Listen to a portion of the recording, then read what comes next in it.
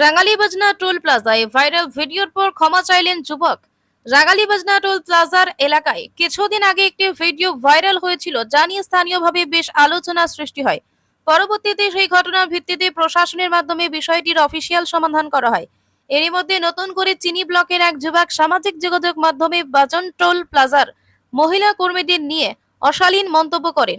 বিষয়টি নজরে আসার পর শনিবার সন্ধ্যা ৬টা নাগাদ ওই যুবক নিজেই টোল প্লাজার অফিসে এসে সংশ্লিষ্ট মহিলা কর্মীদের কাছে ক্ষমা চান। তিনি জানান, আমি ভুলবশত একটি মন্তব্য করেছিলাম, বুঝতে পারিনি এটি কারো মনে আঘাত দিতে পারে। ভবিষ্যতে এমন ভুল আর কখনো করব না। টোল প্লাজার মহিলা কর্মীরা জানান, যুবকটি স্বেচ্ছায় এসে ক্ষমা চেয়েছে এবং নিজের ভুল স্বীকার করেছে।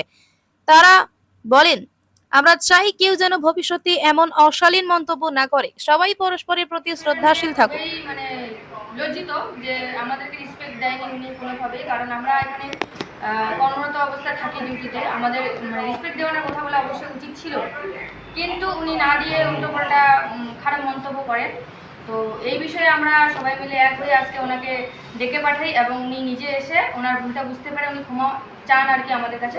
আর উনি যে নিউজের মাধ্যমে বলেন, কমেন্টটা করেন যেখানে আর কি, সেটা হচ্ছে এতেলবাড়ি নিউজ। রিপোর্টারের আমার নামটা ঠিক জানা নেই। তো আজকে উনি ক্ষমা চেলেন, তো আমরা ক্ষমা করে দিলাম। ওনার নাম হচ্ছে রাজ বড়াই, উনি হচ্ছেন কালচিনি ব্লকের একজন রায় দেব অধিকারী। আমার বাড়ি রাঙ্গালিবাজনা, আমি রাঙ্গালিবাজনা টোল প্লাজার একজন কর্মী।